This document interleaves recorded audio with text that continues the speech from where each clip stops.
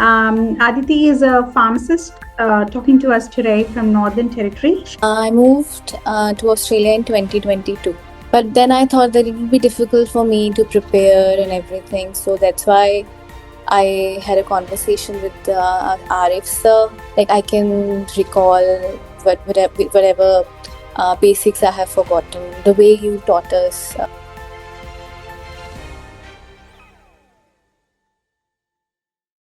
Hello guys, welcome to another video of Elite Expertise YouTube channel. We've got Aditi with us. Aditi is a pharmacist talking to us today from Northern Territory. She lives in Darwin. What's the time there, dear? It's 3 o'clock. 3 o'clock, yeah. It's 3:38 here for us in Melbourne. So she is a Northern Territory pharmacist living in Darwin. I think a couple of alumni who did intern training program under us were from Darwin, not many actually.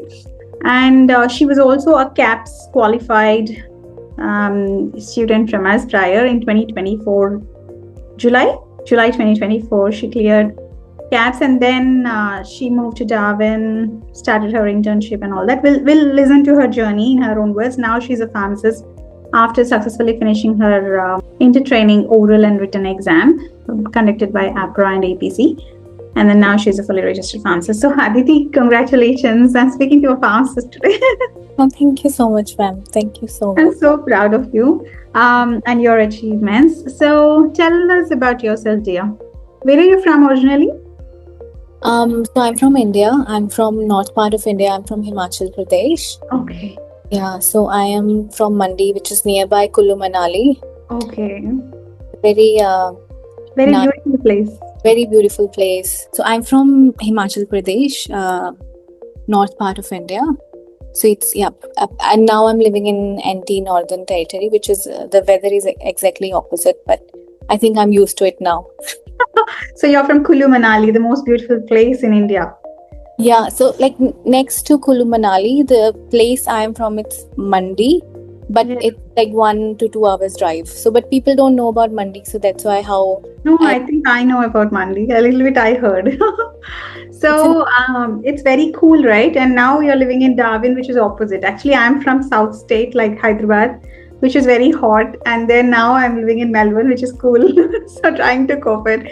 So how are you feeling the weather changes, like climate change? In the beginning, it was bit hard for me. Like it's the humidity that hits you. Otherwise, it's all right. Even they have only 2 seasons, dry and wet. So in dry season, it's a bit pleasant, but in the wet season, it's rainy and more humid. And I came, I think, when wet season was finishing. So it was a bit difficult for me in the beginning, but now I'm living here for 4 years, and now I think I won't be able to handle the cold. Yeah, true. So when did you actually move to Australia from India? I moved to Australia in 2022. April, and then why you decided to become a pharmacist here? Like, tell us about that. So I decided to come here because my sister, like my uncle's sister, they were staying here in Darwin. But when I came in Darwin, there was no course like a pharmacy course. I wanted to pursue a Master of Pharmacy course, but the course was not available. So I did Master of Public Health and Health Research. And then after finishing that, I thought I can give CAPS and I can be a registered pharmacist in Australia. So, but then I thought that it would be difficult for me to prepare and everything. So that's why I had a conversation with Arif sir, and then I really liked it. Like the way of teaching was very. I find it quite easy for me. Like I can recall whatever basics I have forgotten. The way you taught us the parasympathetic and sympathetic like systems, which were quite easy. So I thought I'll try with Elite Expertise. Yeah, and then I contacted other people before, but thank God they did not reply me on time. So, and Arif sir replied me quickly. So I thought I'll pick the one me the first. That's true. So, congratulations, actually. You should be very proud of your achievement. So, CATS, and then after that, how hard was it to find internship in Darwin for you? It took me time because there are not much pharmacies in here. So I worked as a pharmacy technician in hospital pharmacy, like in a private hospital pharmacy, but they did not have the position. Like they did not have the position for. Internship. Hmm. So I like I tried there, but I kept trying in other pharmacies as well, and I did not want I wanted to work in a good pharmacy where I can learn and become a good pharmacist. So then I got the pharmacist like an intern pharmacist position in a pharmacy after 7 months. But yeah, it was quite hard in the beginning. So you kept trying, and then And I sent my resume in every pharmacy. But then one of my friend told me that I think there is a vacancy, you can try there. So I went to the pharmacy. I think it's for the future interns, if they really want to try, it's quite important if you can go to that particular pharmacy if they have a vacancy by yourself. It shows that you are serious and you are really you are very passionate about it and you really want the intern position. So they consider. so you would recommend people going and walking and asking and showing how keen you are. Yeah. How keen you are. Because so many people send emails to our pharmacy as well right now. But we are so busy, I don't think nobody has time to look for your profile. Doesn't matter how many good things you write about yourself. That's true. Unless they are really in a dire need of. Yeah, unless they are, Yeah, otherwise they would not look. Yeah, that's true. And you need to do follow-ups as well in a gentle way, not like bugging them, but gentle follow-ups to find a job. So, so when did you register, dear Aditi? You finished your registration APRA recently, right? On Friday. Congratulations. Thank you so much. I worked by myself yesterday for 4 hours. Like Independently, and then I messaged you as well regarding a question. Thank you so much. Like, so, congratulations, finally. So tell me, how did your intern training go? Like your experiences as an intern pharmacist and with the exam and as well with the preparation. So it can be very stressful if you're working full time and if you want to study as well.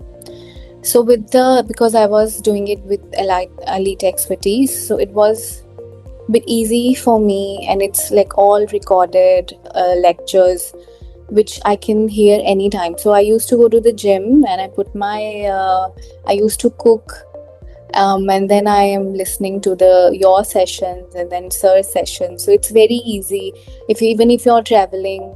So very easy for you to listen, because if you have to read, it's very boring and you don't have that.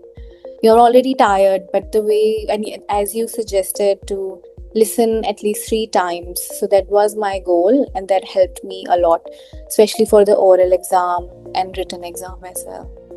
So how did you find the mock test? Like, did you do the mocks with Sir? Mocks with me and Sir? Very helpful. Like I did, I think 2 to 3 times. Sir used to give us chance, and then when it was nearby our exam dates, so sir will give you chance, like a full mock, it will be like a mock test, same as it will be in the exam. So you will be practice, you won't be that nervous. So I think you people who were with elite expertise, they won't feel that nervous when they are actually in the exam, because they have already kind of seen that situation and experienced it. And it was it was go on. So most of the mock test which sir did, most of the questions like kind of similar. I won't say that they are same, but similar scenarios you've got exposed to. Scenarios like where to look in AMH, how to find, how to quickly find it, and EMIMS, how to look in EMIMS, how to look in AMH. You got a better idea when you practice with sir. Yeah. So, how did you find legalities and calculations? legal practice, PBS. And I was so scared after my exam with the calculation that I will fail because my calculation part is not done great. And then I messaged you. I was very nervous after the written exam, but you motivated me. Forget about the written exam now. Focus on oral. But yeah, it was if like you taught us the calculations, so it was a bit easy for us to do. Otherwise, if I have to do it by myself, I don't think I would know anything. But yeah, after you taught us, it was a bit easier. Yeah. And PBS practice, how did you find that when you're preparing? And PBS practice, like PBS, if you go to PBS website, it's so much information, so much legalities, which even if you read, as a pharmacist, I was a pharmacist like back home, so you won't know here. But changes, yeah, difference in practice. So you taught us continue dispensing, like different legalities, our emergency supply. So it was so easy for me, not just for the exam, for day-to-day practice. So whenever, even if like in internship, your preceptor, your owners asks you questions about these kind of things, like they practice with you. So I kind of already knew them because I was taking, like I was with you guys already listening to the sessions and everything. So and with the oral examinations, the part for the primary healthcare, this way sir taught us about the skin condition, because I think even experienced pharmacists, they still sometimes struggle with to come to a conclusion which skin condition it is. But the way sir taught us, like step by step, which you need to exclude this if it's this, if it's unilateral, bilateral, and conjunctivitis or blepharitis, so different kind of. So sir taught us in a way that it was so helpful for me in day-to-day practice, and I still recall these when I'm dealing with patients. So it was very useful in day-to-day practice, not just for the exam. You will clear the exam and we become a good pharmacist. That's what I think. So, how is your life?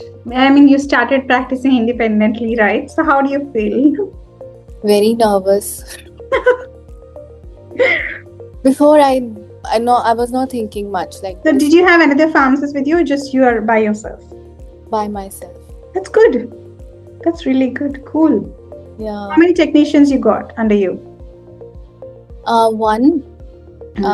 On Saturday, like I was working yesterday, so one technician. But before, it was like on weekdays we have 2 interns. Interns, you have to train them. Yeah. Maybe your lectures, and they might like it can be stressful, because we want to give the right information stuff. Hopefully it goes well. It does. And I'm so proud of you. I mean, you are now training intern pharmacists. So that's so good to hear. I'm so proud of you. Not everyone offers, thank you for giving us an interview. Actually, it's so grateful because we've got hundreds of children who clear, but very few interviews. And thank you so much for being kind, actually, for giving it. Did you give interview while CAPS? I gave, but I think, I'm not sure what's the scenario, but my interview wasn't uploaded. I don't know. Maybe it was, or maybe I didn't check properly. I don't know. I mean, I'm surprised. My team will be under fire now. Anyway, thank you for giving the interview, dear, and such a simple and how open you are, from Mandi, Himachal Pradesh, moving here to Darwin and then settling out as a pharmacist. It takes really good effort and consistency. People give up quickly, but you didn't. That was so great. And actually, I should say you're so humble. Thank you so much. Well, thank you so much. You are so humble, sir, and you. Thank you so much. I couldn't have done it without Elite, and I'm so glad that I chose Elite, and it was by God's grace that sir messaged me first. Otherwise, I would be in other hands, which I didn't want to. That's so sweet of you. Thank you so much, and may your life, will mainly with the, work-life balance and then career progression. May you reach those heights, Thank you. as a consultant or maybe a clinically efficient pharmacist in future. So proud of you. So this is a journey of our student, CAP student, who turned intern alumni, intern pharmacist. Then she turned pharmacist, and now she's training her own interns independently. So proud of you, Aditi. Thank you so much for giving me the interview. No worries. Thank you so much. Thank you.